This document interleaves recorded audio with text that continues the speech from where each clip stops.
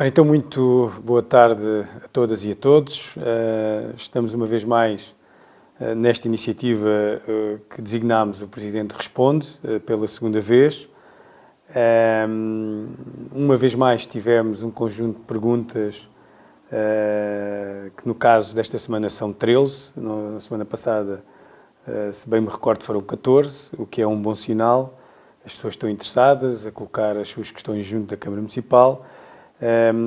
Eu, uma vez mais, à semelhança do que fiz na semana passada, vou tentar, obviamente, responder a todas, desde já dizer que há um conjunto de perguntas que têm a ver com o mesmo tema e eu vou agregá-las, porque elas são todas com o mesmo conteúdo e o mesmo fim, e vou responder a todas no mesmo enquadramento e as outras, obviamente, que irei manter o formato uma a uma, tentando responder àquilo que nos é colocado, sendo certo, e repito, que esta iniciativa não tem como objetivo, digamos, impossibilitar que as pessoas possam recorrer aos canais normais, seja através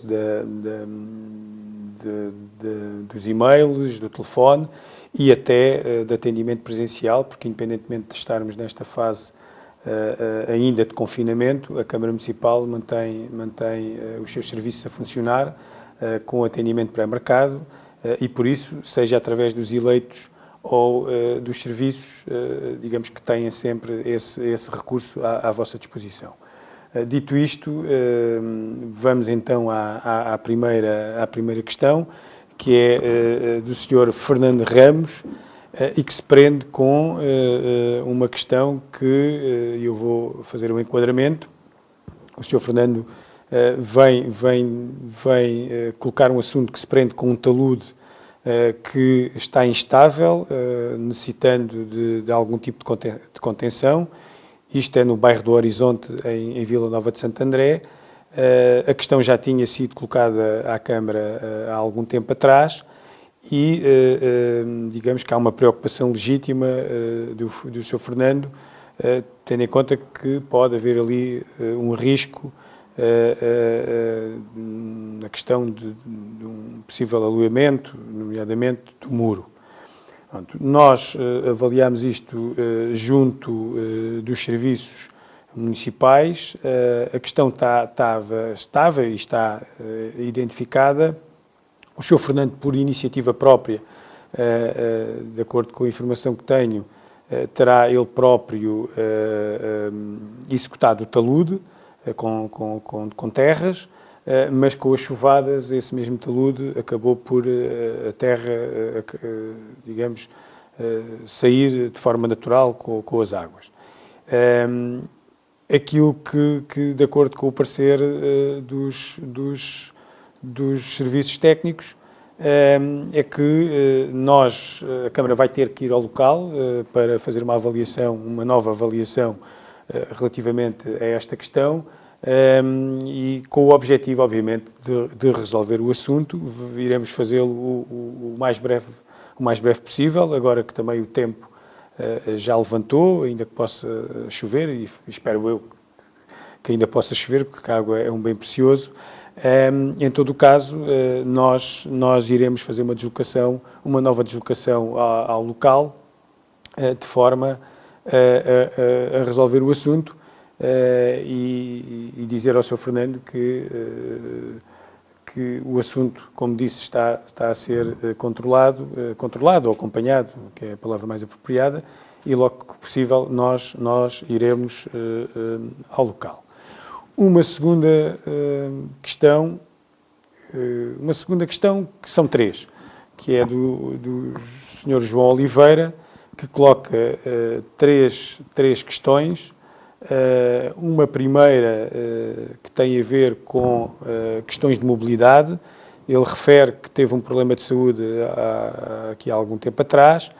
e que foi confrontado com o facto de se deslocar numa cadeira de rodas e, segundo ele, ficou impressionado com a falta de acesso à mobilidade reduzida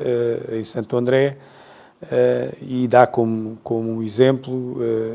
teve que se deslocar ao centro de saúde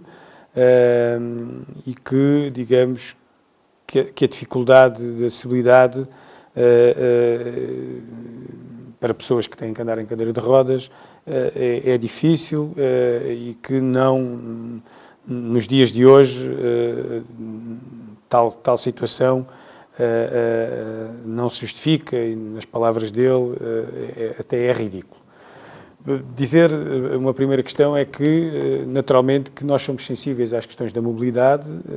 em particular as pessoas que têm dificuldades de mobilidade, nomeadamente quem anda em cadeira de rodas, mas não só, as pessoas que andam com os carrinhos de bebés e que são várias vezes confrontadas com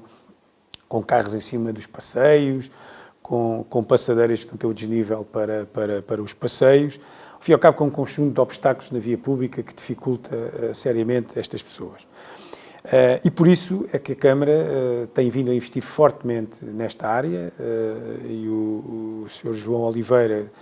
presumo eu que viva na cidade de Vila Nova de Santo André,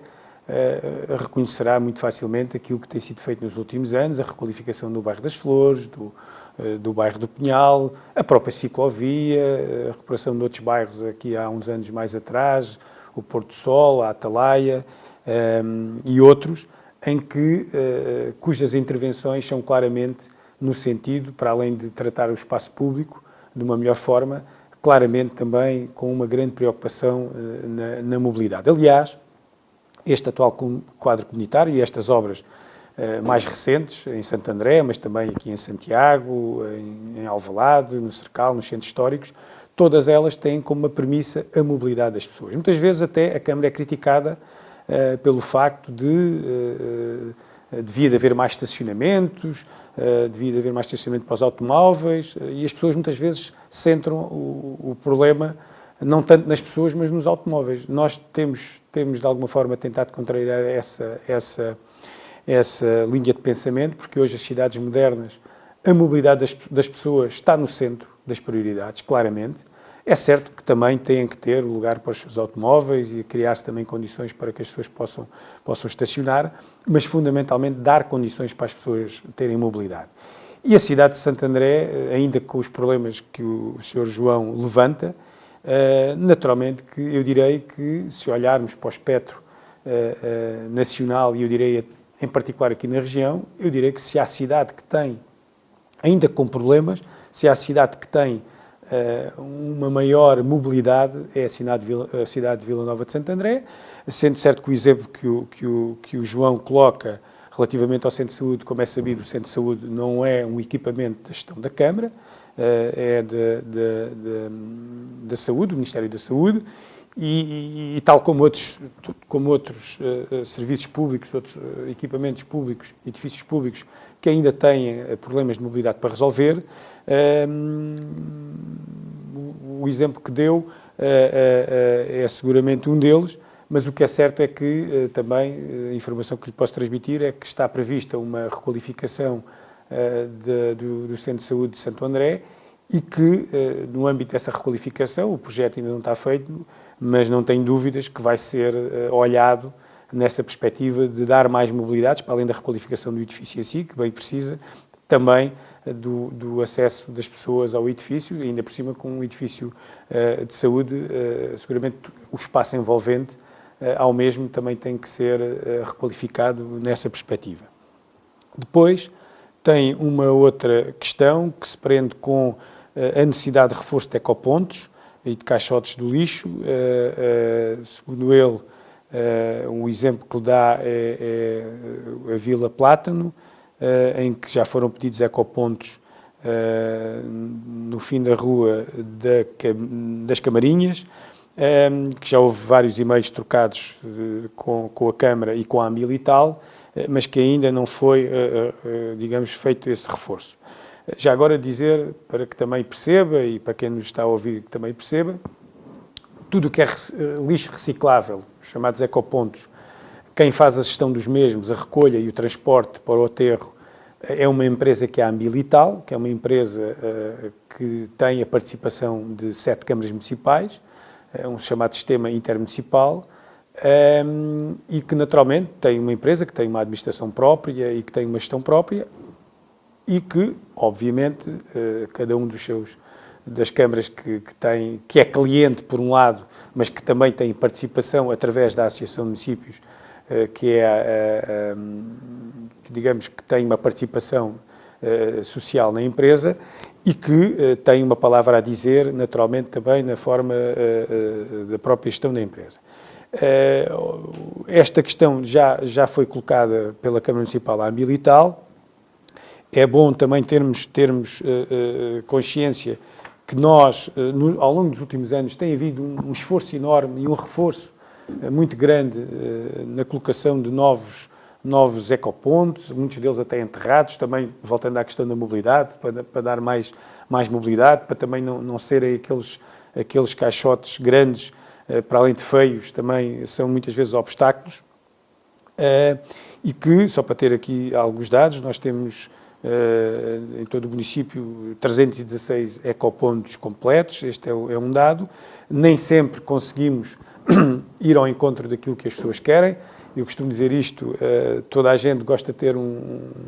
digamos, o contentor perto de casa, embora ninguém goste de ter à frente da sua própria casa, mas também não é possível colocar ecopontos em todo o lado e obviamente que as pessoas às vezes também têm que, e fazem-no, mas têm que fazer um esforço para andar alguns metros e colocar digamos, os resíduos nesses mesmos contentores. Este é um assunto que está a ser reavaliado, que vai ser novamente colocado à Milital, que nos tem respondido que não tem tido capacidade de fazer este reforço que foi pedido pelo Sr. João, mas logo logo que possível, seguramente que iremos tentar responder, ir ao encontro daquilo que é, digamos, este pedido. Uma terceira pergunta também colocada por o Sr. João, que se prende com a escola número 3, no bairro do Pinhal, que tem um portão lateral, que serve o refeitório e os fornecedores, mas a questão que é colocada tem a ver com a proposta que o Sr. João colocou para um sistema de abertura automática de um portão lateral, que era aquilo que eu estava a dizer, que este é o portão, que é um portão, entre aspas, de serviço, e que, já agora dizer, para quem não conhece a escola, mas o Sr. João conhece seguramente, há um portão principal que tem este sistema automático de campainha e em que pode ser aberto no interior da escola, vulgarmente conhecido em quem vive em prédios, que a pessoa toca a campainha, eu estou dentro do meu apartamento e posso abrir a porta de entrada. E depois há um portão lateral, que é esse que presumo que o Sr. João esteja a referir, em que não é um portão, digamos, de entrada e saída das crianças. É certo, e já agora dizer, como há pouco referi, é o portão que tem como objetivo, digamos, a entrada dos fornecedores e das próprias pessoas que trabalham na escola, digamos que é um portão de serviço. Fruto da pandemia e como forma obviamente, de tentar ao máximo afastar ajuntamentos, este portão lateral passou a ser utilizado também para as crianças do pré-escolar e do ATL digamos, entrarem e serem por ali. A informação que tenho é que quando da entrada o portão está aberto e os pais podem trazer os meninos e as meninas e deixá-los dentro da escola, e depois quando os vão buscar, normalmente, ou é solicitado aos pais que indiquem a hora que vão buscar, também para não juntar as pessoas todas à mesma hora, e que depois os funcionários da Câmara vão entregar os meninos à porta. Obviamente que esta sugestão é bem-vinda, vamos avaliá-la, sei que entretanto já está a ser trabalhado nessa hipótese e logo possível, ainda que esta medida da pandemia, esperemos que a ultrapassemos rapidamente, mas esta situação da pandemia, aliás, que originou, digamos, a utilização deste portão lateral, Mas, independentemente dessa questão, está de facto nos horizontes da Câmara também aqui autonomizar o portão e fica aqui também o nosso agradecimento pela sugestão. Uma nova questão, que é da Ana Rita Pereira, que vem manifestar o seu desagrado e preocupação acerca da estrada que liga o Deixa o Resto ao Giz, depois liga para Vila Nova de Santo André, e a preocupação tem a ver com o facto, por um lado, uma vez que não há transportes públicos diretos do Deixa o Resto para Santo André, há uma circulação de carros que é intensa, e que as bermas, digamos que não estão limpas, estão com ervas, e por isso esta situação, digamos que coloca alguns perigos, nomeadamente para quem anda a pé e, segundo ela, há muita gente que o faz. Dizer o seguinte: para quem se recorda, esta estrada, há 15 ou 16 ou 17 anos atrás, era uma estrada em terra batida, muito reivindicada pela população, que a Câmara pavimentou aquela estrada rural. Naturalmente que o investimento que foi ali feito, na altura, há 15, 16, 17 anos atrás, não sei precisar agora, foi uma solução que não é uma estrada larga, de facto, porque foi repavimentar, foi pavimentar uma estrada em terra batida, não tem os passeios, na altura não foi concessionada nem dimensionada com essa perspectiva, porque há muita gente que, de facto, ao ir por ali, quem vai para Santo André, encurta caminhos, coisa de dar a volta pela aldeia de Santo André, pela Estrada Nacional 261, e por isso ela foi feita desta forma. As questões que aqui são colocadas são bastante pertinentes. É sabido que nas últimas semanas tem chovido bastante e que as ervas têm crescido por todo o lado. A intenção entre a Câmara e a Junta de Freguesia podermos intervir lá, nomeadamente na limpeza das bermas, o mais rapidamente possível. E, por outro lado, também, em algumas zonas da estrada que têm problemas, digamos, de alguns buracos, que também não são muitos, eu tive o cuidado de passar lá há bem pouco tempo. A estrada não está boa, é certo, mas também não é daquelas que está, se calhar, com um estado mais deteriorado. É bom que as pessoas também cumpram as regras de trânsito e perceberem que aquela estrada não é para dar ali grandes velocidades. Também sabemos que muita gente não cumpre essas mesmas regras. Em todo o caso, aquilo que a Câmara pretende fazer no imediato é, de facto, limpar as bermas e depois, logo possível, também poder fazer ali alguma intervenção a nível do pavimento. Vamos passar então para uma nova questão, que é de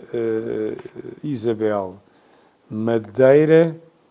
que tem a ver também em Santo André e também no bairro do Pinhal, porque a questão que ela coloca é que se será possível colocar um pino para evitar que as pessoas passem com os carros por cima das passadeiras e da ciclovia. Nós estamos a falar precisamente quase em frente à escola número 3, para quem conhece ali quase junto à curva, e esta não é uma situação nova, já mesmo antes da intervenção que a Câmara fez de requalificação do bairro do Pinhal, esta questão já tinha sido colocada, a Câmara chegou a colocar lá os pinos e eles serem arrancados, e neste momento, de facto, estão lá alguns pinos, mas mesmo assim foram colocados lá, estão lá 4 pinos, segundo sei, mas mesmo assim as pessoas conseguem contornar e fazem, digamos, a sua passagem de uma forma absolutamente irresponsável e sem qualquer, digamos, cuidado com aquilo que são o espaço público e que tanto custa a todos nós, ainda por cima agora com a requalificação que a Câmara lá fez, o espaço está bem tratado e esta situação, efetivamente, e a senhora Isabel tem toda a razão, porque se esta prática continuar, em menos de dias, aquelas lajetas passam a ficar todas partidas e o espaço público todo danificado, e depois lá tem que a Câmara voltar a investir o dinheiro público, todos nós, para recuperar. Nós estivemos a avaliar isto e vamos admitir a colocação de pinos até ali, praticamente até ao prédio, ao último prédio. Eu estou aqui agora a ver aqui uma fotografia aérea e eu penso que é a única solução para impedir as pessoas que prevaricam e que, ainda por cima, estamos a falar de dar uma volta de mais 100 ou 200 metros, é de facto incompreensível que as pessoas, só para não darem uma volta de carro de mais 100 ou 150 ou 200 metros, devassem aquilo que é todos nós.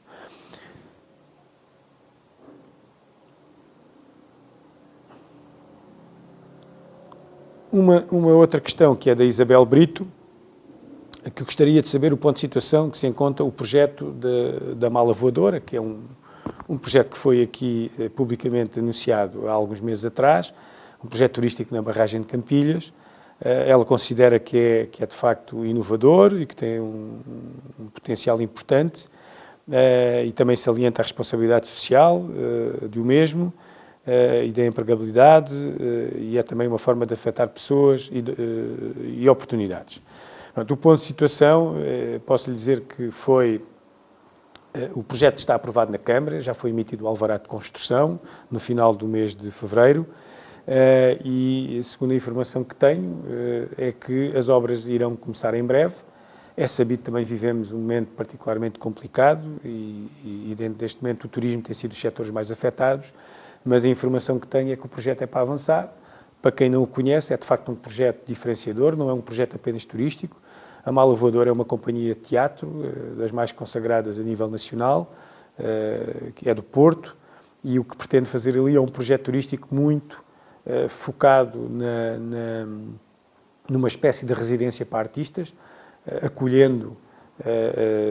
outras companhias de teatro e outros artistas que queiram, porventura, ter aqui um misto por um lado, de turismo, mas também, por outro lado, poderem exercer a sua atividade, nomeadamente com ensaios, porque vai ser construído um auditório que permite, um auditório com cerca de 250 metros quadrados, que permite às companhias de teatro poder fazer o ensaio das suas peças e mesmo até, quem sabe, fazer ali algumas peças abertas ao público. É um projeto, de facto, como disse, muito inovador. Estamos a falar de um investimento privado de cerca de 4 milhões de euros e que será também importante do ponto de vista da empregabilidade, e esperemos que ele se inicie o mais breve possível. Da parte da Câmara, tudo está tratado, está aprovado, como já disse, o alvará está emitido. Esperemos que arranque em breve e que ele possa também depois ser concluído com rapidez e esteja a funcionar também o mais rapidamente possível. A pergunta seguinte é do Rodrigo Charrua e a questão que coloca prende-se com o processo de vacinação, decorre no nosso município, e onde diz que na passada terça-feira acompanhou uma idosa que foi chamada para a administração da primeira dose da vacina, dá os parabéns aos profissionais de saúde, mas penso que seja oportuno levantar a questão de que muitos idosos, quando estão à saída e que têm que esperar por outros, pois vêm de freguesias do nosso concelho, são forçados a esperar ao sol, o caso da passada terça-feira, sem acesso a um sítio onde repousar e descansar depois de um ato importante que é a vacinação. Resumindo, por parte da Câmara, e coloca a questão, é possível colocar o espaço envolvente, bancos ou apoio para os que mais necessitam? Esta questão, de facto, é bastante pertinente e desde já também muito obrigado pela mesma. Fazer aqui também o enquadramento. O processo de vacinação é da responsabilidade das autoridades de saúde. A Câmara entra aqui como parceiro do ponto de vista logístico, ou seja, disponibilizou o espaço e montou toda a infraestrutura logística e depois também disponibiliza o transporte. Como é que isto funciona? As pessoas, há o cuidado de não juntar toda a gente, de serem chamadas de forma a não se juntarem todas. É certo que quando vêm, como diz, das freguesias, em transporte, às vezes vêm todas juntas, ou um número com algum significado, são chamadas, são vacinadas, e têm sempre pessoas que as acompanham dentro do espaço, ou seja, os familiares não podem acompanhar as pessoas, há pessoas que, para além dos profissionais de saúde, há funcionários da Câmara que acompanham as pessoas. Estamos a falar, efetivamente, de muitas delas com dificuldade de mobilidade, estamos a falar de pessoas com mais de 80 anos.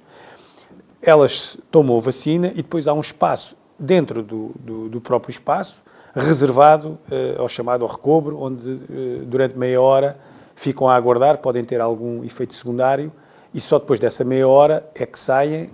e depois seguem, digamos, para as suas casas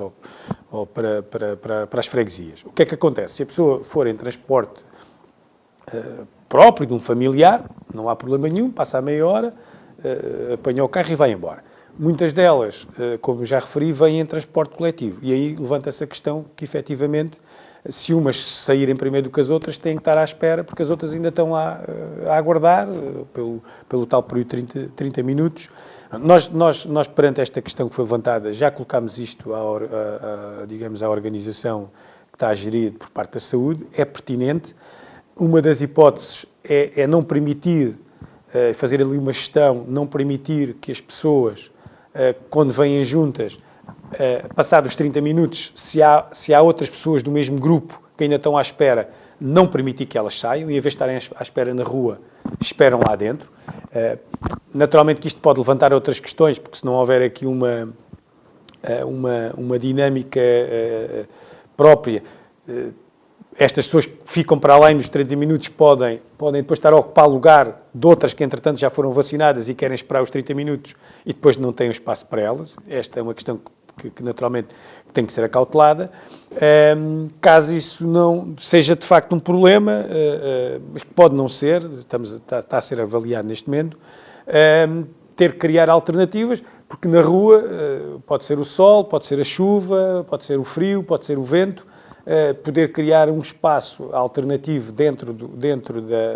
dos próprios pavilhões da feira, aqui em Santiago, e no caso de Alvalade também procurar ali uma outra solução em que permita que estas pessoas possam aguardar, não na rua, mas aguardar num outro espaço apropriado,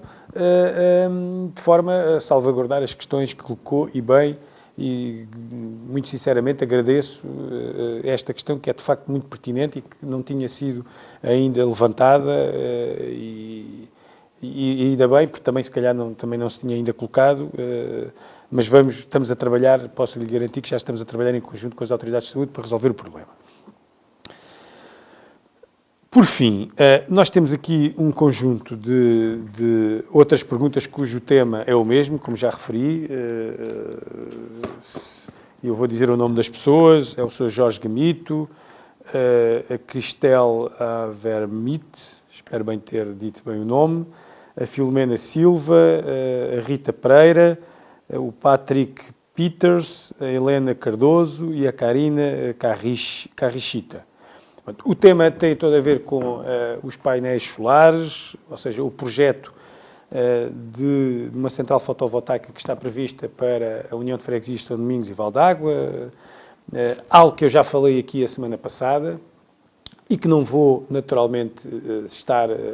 a voltar a dizer tudo o que disse. Isto seria seguramente maçador. As pessoas que porventura queiram ouvir aquilo que eu disse a semana passada, têm aquilo que eu referi digamos, no YouTube, está nas plataformas digitais da Câmara Municipal, e por isso podem ter mais informação para além daquilo que eu vou dizer agora, mas eu não vou estar, até porque fui na altura bastante extenso, e não vou estar a amassar quem nos está a ouvir, mas vou dizer duas coisas. Primeira, posso não ter sido suficientemente claro, primeira questão: este projeto é um projeto privado,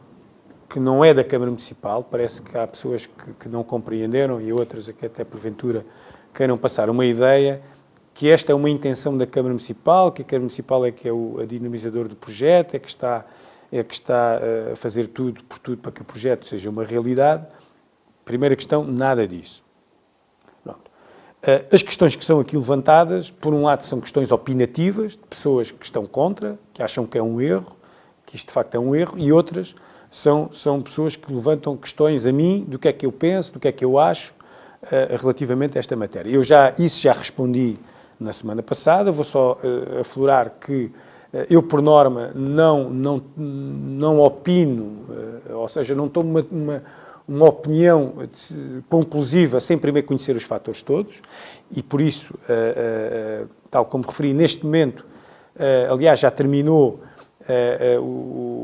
a fase de discussão pública da avaliação de impacto ambiental e, segundo a informação que tenho, no final de abril teremos acesso a esse mesmo documento e aí dar-nos-á um conjunto de informação que também nos permitirá ter uma opinião mais consistente. Em todo o caso, dizer que muitas das preocupações que estas pessoas nos têm feito chegar são partilhadas por mim e naturalmente pela Câmara Municipal. Nós já emitimos o parecer no âmbito da avaliação de impacto ambiental e levantamos, eu direi que levantamos muitas questões daquelas que estão aqui a ser levantadas. A questão do impacto ambiental, a questão de uma parte ser em reserva ecológica, a questão do impacto visual, a questão dos caminhos, que também já falei, do acesso aos caminhos, a questão do afastamento, neste caso a proximidade, em particular, à localidade de Valdagua e também algumas habitações e alguns turismos rurais, e toda essa matéria foi levantada no nosso parecer, também com matérias que se prendem também com o Plano Diretor Municipal. A Câmara, nesta fase, repito, está, como qualquer cidadão ou como qualquer outra entidade, vai participar ou participou nesta discussão pública, opinou. Neste momento não há nenhum processo de licenciamento a correr na Câmara, também na semana passada já o referi. Houve um estudo prévio que entrou há algum tempo atrás, mas que não vinha, obviamente, com pareceres de nenhumas entidades, não havia impacto ambiental, não havia nada. E neste momento, sim, caso o processo entre na Câmara, como já referi, nós teremos e avaliaremos as questões com todo o rigor e acautelando todas estas questões que preocupam a população e que preocupam também a Câmara. Agora, também não podemos, e eu também já referi inicialmente, não partilho da ideia, e não é a minha forma de ser do contra, só porque sou do contra, sem conhecer todos os elementos. E isso não é a minha forma de estar, seja nesta situação, seja noutra qualquer. E também, não é responder, mas também dizer algumas coisas que têm sido ditas pelas redes sociais. A Câmara, se há Câmara transparente neste país, é a Câmara Municipal de Santiago Cacém. As nossas reuniões de Câmara são todas públicas, ao contrário de muitos outros municípios. Reunimos semanalmente, temos por hábito, cada vez que temos projetos para fazer em determinado local, fazer reuniões públicas de apresentação. Temos uma iniciativa que fazemos todos os anos, só não fizemos no ano passado, fruto da pandemia, que é a presença nas freguesias, que vamos ter com as pessoas, damos a cara, muitas vezes até com incompreensão, mas não nos refugiamos. A nossa forma de estar na vida autárquica não é refugiar-nos nas quatro paredes aqui da sede do município. Somos pessoas de terreno, andamos na rua. Eu penso que isto é até muita gente que pode não partilhar das nossas opções e das nossas opiniões políticas, reconhece que neste aspecto nós não temos, não é a nossa forma de estar de termos receio de dar a cara, seja por aquilo que for. Agora, repito, este projeto não é um projeto da Câmara, neste momento não está a ser gerido pela Câmara. Eu sugeri que efetivamente fosse feita, logo que possível, uma apresentação pública. A empresa disponibilizou-se para esse efeito. Sei que também já reuniu com a Junta de Freguesia, depois de ter reunido com a Câmara. Falei com a APA, que também nos transmitiu que nesta fase uma apresentação presencial não era possível, e também já agora dizer, porque isso também é colocado aqui, fazer uma apresentação pública no contexto que temos nestes últimos dias, agora já estamos a abrir o desconfinamento, reunir, até porque as pessoas dizem que aquela zona, muitas não têm computadores, não têm acesso à internet, só há uma forma das pessoas terem acesso à informação, era reuni-las todas no mesmo espaço, com um ecrã em formato online, digital, que aliás não é possível legalmente, isso não é possível, por mais que as pessoas estejam preocupadas e apreensivas, e isso é normal, não é possível, pelo menos até haver uma nova fase de desconfinamento, não é possível, do ponto de vista legal, permitir o ajuntamento de 20, 30, 40, 50 pessoas no mesmo espaço fechado. Isso era um erro. Andamos nós aqui há um ano todos a trabalhar no combate e na prevenção à pandemia e, por uma questão destas, que é de facto também muito importante, pôr em causa a saúde das pessoas. E a saúde das pessoas, com todo o respeito, nesta fase é seguramente mais importante. Pode-se dizer que a outra questão também pode pôr em risco a saúde. Vamos seguramente, no seu tempo, avaliar se é assim ou se não é assim, mas, no que diz a este respeito, logo que seja possível, a Câmara irá voltar a convidar tanto o promotor como a APA e as entidades envolvidas nesta matéria para se fazer a tal apresentação pública. É bom que as pessoas percebam que, neste momento, nada está aprovado, nada está decidido, ao contrário também do que algumas pessoas estão a querer dizer. Eu compreendo que as pessoas, desde já, queiram contestar antes que isto se torne uma realidade, compreendo isso e sei que essa é uma atitude normal, mas neste momento nada está aprovado e nada está decidido. As pessoas tiveram a oportunidade, no âmbito da discussão pública, de colocar as suas questões. Eu direi que mesmo após a discussão pública do estudo de impacto ambiental, podem continuar a levantar as suas questões e devem-no fazer, aliás. Eu até recomendo que o façam, não percam a oportunidade de o fazer. E já agora dizer também o seguinte: caso esta situação haja um parecer favorável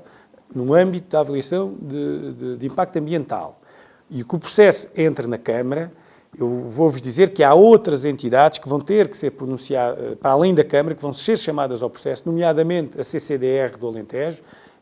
que é a Coordenação Regional de Desenvolvimento do Alentejo, que tem a gestão da Reserva Ecológica Nacional e o projeto entra em REN, na Reserva Ecológica. Também é bom que as pessoas saibam que é possível a fixação de painéis solares em REN, é possível desde que haja parecer favorável por parte da CCDR que gera REN. Mas esse será um tempo, se ele acontecer, que será oportunamente avaliado e discutido. Para terminar, dizer o seguinte: este espaço que nós estamos aqui hoje, uma vez mais, que é o Presidente Responde, é um espaço que nós entendemos ser importante, tendo em conta esta questão da pandemia e as dificuldades que há em termos de um contacto físico ou de proximidade, e por isso entendemos utilizar este espaço. Não será seguramente um espaço de debate político-partidário, como alguns estão a tentar fazer. Eu não irei responder a provocações partidárias, nem político-partidárias, não vou maçar as pessoas, por respeito às pessoas que colocam as questões, não vou entrar por esse caminho, por mais que alguns o tentem, e por isso, seja nesta matéria, que eu sei que é polémica, da central fotovoltaica, e que eu compreendo perfeitamente a preocupação destas pessoas todas que me colocaram aqui a questão e as que colocaram na semana passada, porque eu sei que não são político-partidárias, são questões que efetivamente preocupam as pessoas, mas também sei que há já um aproveitamento político-partidário e eu não vou alimentar isso. E por isso vamos com serenidade acompanhar o processo, serenidade, mas também com sentido crítico, construtivo, de oportunidade, dentro daquilo que é o pensamento de cada um, e seguramente que nem todos pensamos da mesma maneira, e por isso é que vivemos num país democrático, e por isso é que existe um Estado de Direito, em que seguramente quem tem a responsabilidade sobre esta matéria de decidir, que são as entidades públicas, as várias, a Câmara é uma delas, quando cá chegar, se chegar. Como já referi, o nosso interesse são o interesse das populações, é isso que nos move em primeiro lugar. Resta-me, uma vez mais, agradecer a todos e a todas. Cá continuamos a aguardar até à próxima quarta-feira, final da quarta-feira, mais questões que nos queiram colocar. Peço também desculpas se não conseguir responder a tudo ou da forma como, porventura, estavam à espera que vos respondesse, mas repito aquilo que disse inicialmente, seja por os e-mails, seja por contacto telefónico ou com a solicitação de uma reunião